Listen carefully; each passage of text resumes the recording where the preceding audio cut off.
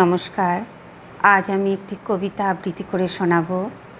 কবির নাম মনোজিৎ ঘোষ। কবিতার নাম কাব্যের উৎসমুখ। মৌমাছিরা গুনগুনিয়ে গান শুনিয়ে যায়, গানের সুরে বলছে যেন ফুলবাগানে আয়। প্রজাপতি ব্যস্ত অতি চুরছে ফুলের বাগ, সেও ডেকে কয় এসো এসো করো না আর রাগ।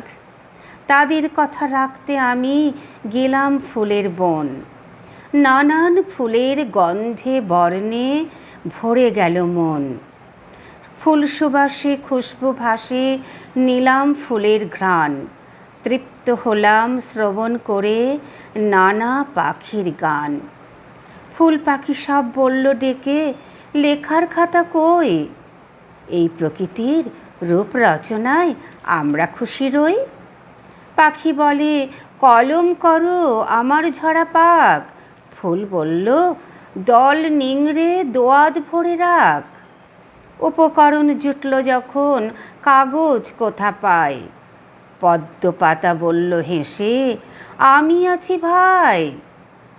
ফুল পাখি আর প্রজাপতি বলল সবাই আজ এক মনে ভাই শুরু করো কাব্য রচার কাজ। তাই বসেছি দিঘির পাড়ে, টলটলিয়া তার জল, লাবণ্যময় দৃশ্য সকল লেখায় আনি ঢল।